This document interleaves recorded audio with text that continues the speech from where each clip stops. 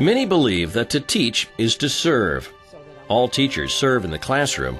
Others strive to go further and share their expertise with the greater good. Teachers at the University of Arkansas at Little Rock have become known for their open classrooms and their willingness to send out ripples of hope to our community, to our state, and to the world. Dr. Ibrahim Doyaar is focused on strengthening schools through the development of strong educational leaders. He coordinates the work of the doctoral students in the College of Education who are planning careers in educational administration and leadership. And as a reviewer for the Educational Testing Service, he helps develop and validate the National Licensure Examination for principals and superintendents. He also serves as the local coordinator of the Youth Exchange Program, a State Department high school scholarship program for international students. After the turmoil of 9/11, he believes programs like this are more important than ever. We have been bringing some very smart boys and girls from mainly Muslim countries.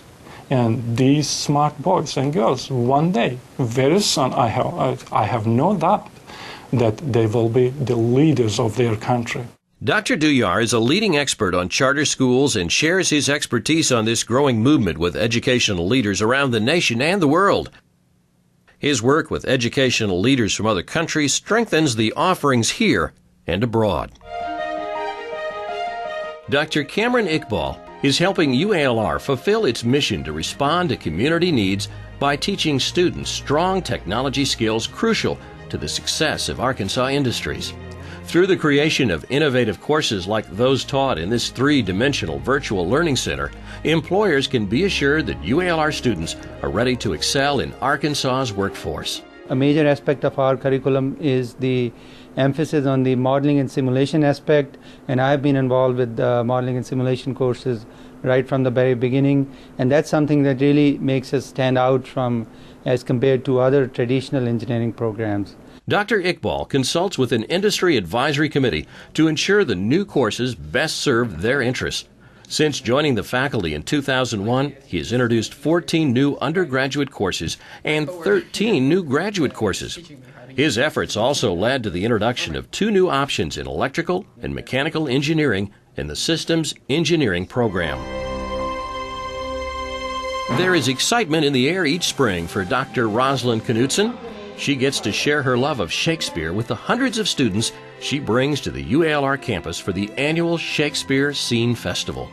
Dr. Knudson believes it's important for students to learn from the writings of Shakespeare because it gives them a sense of the culture in which they've been raised. You get students up on their feet and they get active with the language rather than passive. They tell me all the time too that they can't skim the text. They have to dig into it in order to be able to perform it.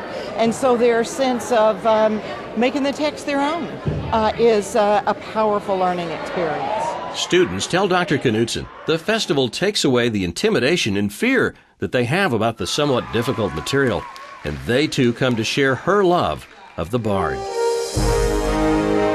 Dr. Janet Lanza plays a critical role in improving math and science education in Arkansas high schools. Research shows that inquiry learning, an active teaching method where students take on individual projects, is one of the most successful approaches to boost student involvement and knowledge retention.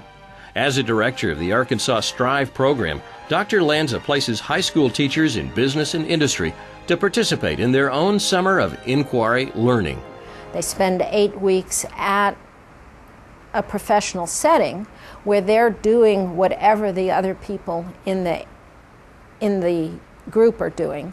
So they really learn some content. They learn a lot of reading. Sometimes they improve their computer skills. They also get to meet other teachers, either in their subject area or their geographic area, so that they make some other contacts. And also, they learn what people are saying, what inquiry or problem-solving teaching means. Strive teachers give the program rave reviews. They say hands-on learning helps young students discover the large range of career opportunities in science and math. Dr. Laura Smith-Olind is helping ensure that individuals with hearing problems have access to top-notch medical care by elevating the quality of the UALR UAMS audiology program.